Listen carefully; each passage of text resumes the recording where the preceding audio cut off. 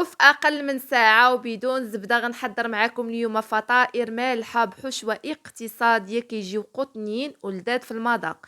أول حاجة كنحتاج في المكونات بالنسبة للعجين: معلقة كبيرة ديال الخميرة فورية، معلقة كبيرة ديال السكر السنيدة، وكأس ديال الماء اللي كيكون دافئ. كنخلط المكونات، من بعد غادي نضيف تقريبا نصف كأس ديال زيت نباتية، شوية ديال الزعتر باش كنسمو العجين، ممكن نستغناو عليه، وعندي معلقة ديال الخل وكأس ديال الحليب اللي كيكون دافئ. كنخلط المكونات. هنا من بعد كتبداو تضيفوا الدقيق دائما البنات اللي استعملوا الدقيق اللي كيكون خاص بالحلويات، كيعطي نتيجه احسن. هنا ضفت 2 كؤوس ديال دقيق الفورص، ضفت معلقه صغيره ديال الملحه. كنخلط هنا بالطراب اليدوي. من بعد هنا غادي نضيف الكأس الثالث والكأس الرابع ديال دقيق الفورص، وغادي نجمع العجينه باليدين. بانت لكم ان العجينه تجمعات راه كتكتفيو من الدقيق، بانت لكم انها مازال مرخوفه كتضيفوا مازال نصف كأس ديال الدقيق.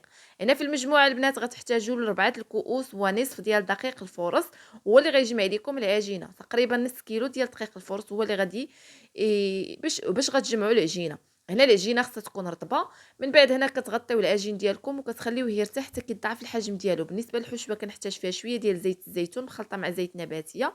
عندي هنا بصله كبيره اللي شلطتها، وعندي واحد الحبه ديال الفلفل الحلو الاخضر. غادي نديرو البصله والفلفله حتى كيطيبوا. من بعد كنضيف التوابل. ضفت هنا معلقه صغيره الملحه، معلقه صغيره السكنجبير، نص معلقه ديال البزار، ومعلقه صغيره ديال الخرقوم البلدي، معلقه صغيره ديال التحميره، بودره ديال الثوم، ودرت هنا واحد نصف ملعقه صغيره ديال الهريسه، ومعلقه صغيره ديال صلصه الصوجا، وعندي هنايا نصف ملعقه صغيره ديال المطارد. بالنسبه للمطارد كيضيف واحد قرائع الحشوه.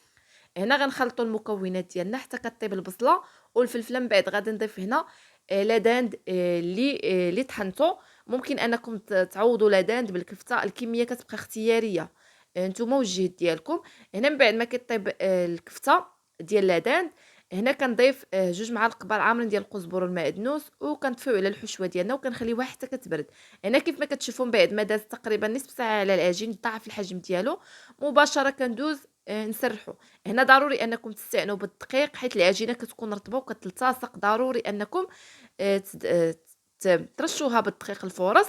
هنا من بعد كنسرحها بالمدلك، كنعطيها واحد السمك اللي كيكون ماشي رقيق بزاف عاوتاني. هنا من بعد كندير الحشوه وكنبدا نسد. بهذه الطريقه البنات راه كتجي ساهله. كتصوبوا فطائر دغيا وما كتاخذش لكم وقت وما كيبقاش لكم العجين شايط بزاف. هنا كندير الحشوه وكنأكد ان الحشوه تكون بارده باش ما كتعجنش لكم العجين. من بعد كندير هنا الجبن، ممكن ديروا الجبن المثلث، كيبقى لكم الاختيار في هذا الحشو او كتستغناو عليه. هنا كنسد العجين بهذه الطريقه. من بعد هنا كتاخدوا داك السيركل اللي كيكون دائري، او كتاخدوا الكأس او الزلافه، كيبقى لكم الاختيار باش كتقطعوا العجين. هنا من بعد كنقطع العجينه، وكتاخدوا هنا واحد الفرشيطه كدوزوها بشويه ديال الدقيق وكتسددوا هاد الجناب باش ما كيتحلوش معكم في الفرن. بالنسبه لهاد الفطائر البنات ما غتخليوهمش مازال يخمروا، مباشره كتدخلوهم يطيبوا. هنا كندير لهم الوجه ديالهم باصفر بيضه اللي خلطتهم مع شويه ديال صلصه الصوجا، او كتخلطوا بشويه الخل، كيبقى لكم الاختيار. وكنرشهم هنا بشويه ديال الجنجلان والخشخاش، وغندخلهم الفرن اللي كيكون سخون. الفرن ضروري انه يكون سخون، العافيه كتكون فوق مهيله واحد شويه، كنشعلهم غير من التحت حتى كيطيبوا. من بعد كتشعلهم من الفوق وكيتحمروا كيجيو على هذا الشكل. جربوهم وردوا عليا الخبر، وغنقول لكم بالصحه والراحه.